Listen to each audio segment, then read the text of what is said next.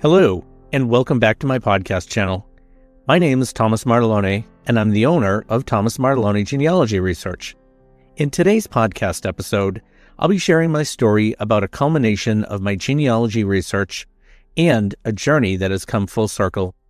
I'll be talking about the personal experience of purchasing a home in my family's ancestral village decades after my initial genealogy research began.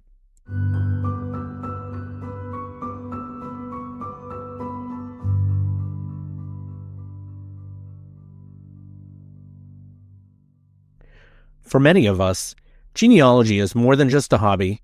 It's a quest to understand who we are and where we come from. It's a journey through time, piecing together fragments of the past to create a portrait of our ancestors. In my podcast today, I'll share how I've taken this quest to an extraordinary level. After almost 40 years of dedicated research, I didn't just continue to uncover my family's history, I became part of it in a really profound way.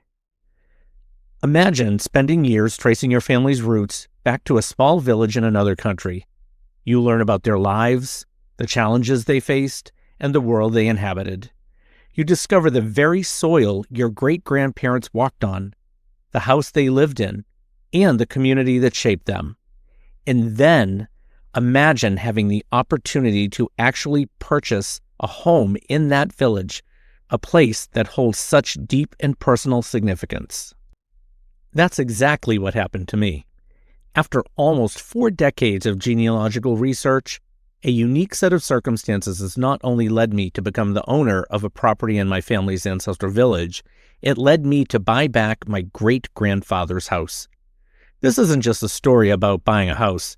It's a story about connection, belonging, and the enduring power of family history.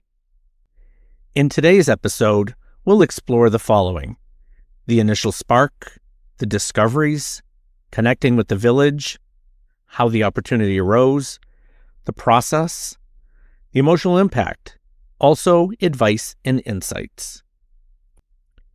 This is a story about more than just dates and names on a family tree. It's about the tangible connection to the past and the profound sense of belonging that can come from understanding your roots. It's a story about turning research into reality and about finding a place to call home, both in the present and in the echoes of the past.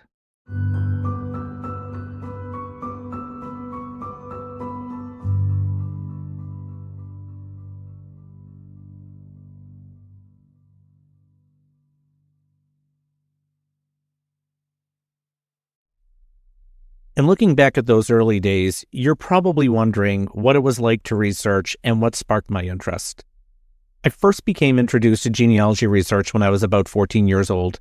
My aunt was Mormon and very committed to researching our family history. That being said, she was not able to read, write, nor speak in Italian, so that posed some challenges for her. She took me under her wing, so to speak, and my interest in Italian culture blossomed after that.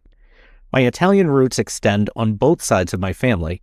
My mother's parents were both from southern Italy, and my father's father was from the Piedmont region in northern Italy. So you're probably asking, over 40 years, what have you discovered, Tom, and are there any incredible stories or things that stand out to you? What I'd share with you is that it's a lot easier to do research in this day and age with tools like Family Search, Ancestry.com, and other online research tools. Additionally, the Italian archives online are a goldmine for records. I found great-grandparents that both drowned at the same time, a relative that died after falling out of a cherry tree, and a myriad of other findings, some trickier than others to find.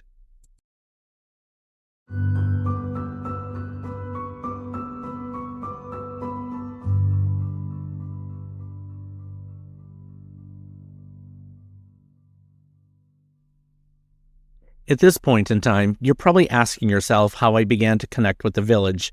Did I visit or did I correspond with anybody there? Here's the brief story of how I connected with my ancestral village. I was in college the first time I went to northern Italy, and I visited the little town of Isilio.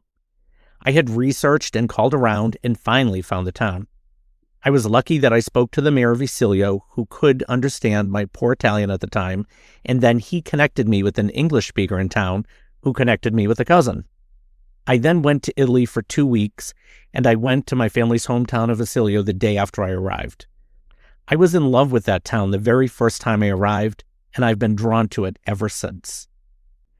In the 40 years I've researched, I have found out that I'm related to almost all of the town's 427 inhabitants in one way or another. Whenever I go, I always make sure I introduce myself to people when I meet them, or if I know them, I make sure to stop and talk with them. I've connected with a few cousins in town, and they've also helped me make acquaintances, and believe it or not, I've also connected with people via social media as well.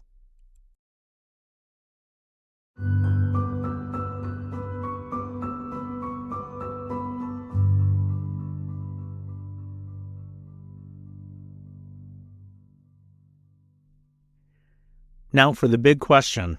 How did the opportunity to purchase a home in my ancestral village come about? Was it something I had always dreamed of, or did it happen by chance? Well, here's the answer in short. In 2017, I bought a small condominium in a town about 20 minutes away. When I first went to Esilio 34 years ago, my family had inherited a house which had collapsed in on itself. I was in college and did not have money to repair the house at that time. Eventually, the house took the property and sold it to someone else who restored it. I always felt like I had let our family home slip through my hands, and I felt badly about that. My husband was reluctant for me to buy a property in such a small town. However, in the fall of 2022, we went to visit, and he suggested I write a letter and leave it or give it to the current owners of the property, asking if they would be interested in selling it. A month later, I got a message from them via WhatsApp, and then in March of 2023, I closed on the property, and by April, I had it cleaned, painted, and mostly furnished. People often ask me what the process of buying property in another country is like, and if I had any unexpected challenges. This was the second property that I bought, so there were not a lot of surprises for me personally. I had a translator at the closing to assist, and believe it or not, I was very close to the realtor who helped me buy my condominium, which was the first property I bought, and she assisted me with this one through a personal sale with the owner. It was actually all quite simple for the most part, and people at the notary's office remembered me from the last place when I bought it.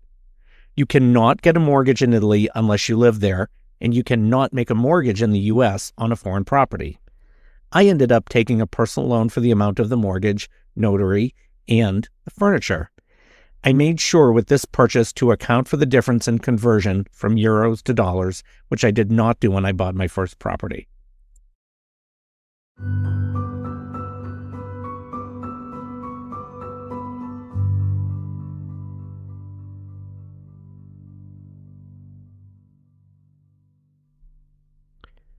Purchasing this property has really changed my perspective on family history, and it really helps make everything much more tangible.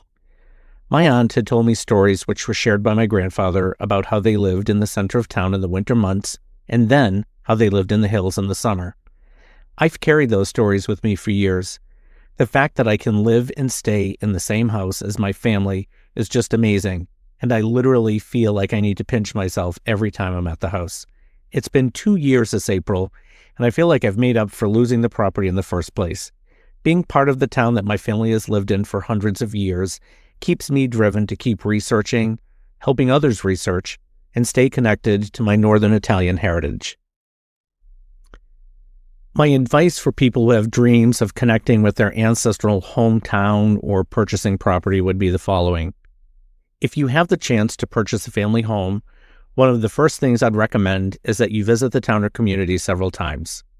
Also, see what connections you make with family or other people there. Language barriers can definitely make it a challenge when you have issues or you need to take care of house-related tasks. Having those connections really helps. Also, if you're not living there full-time, make sure you have a plan for how you'll manage the property in the off times you're not there. Financially, if you can afford it and everything else can work for you, based on my experience, I would always say go for it.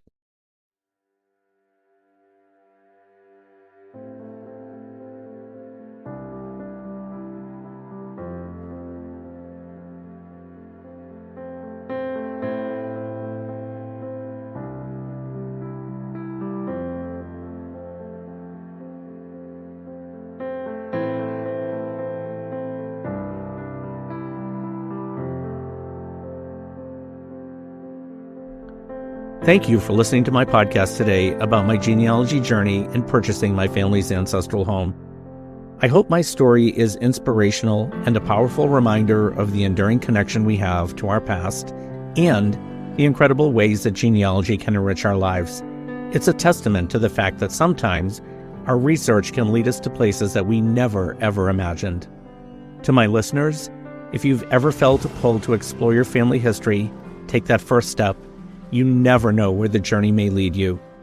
I've included a link in my podcast description that will take you to the website I have, which tells more in-depth information about how I bought the property and a little bit about the hometown of Isilio. Thanks for listening, and I look forward to having you join me again.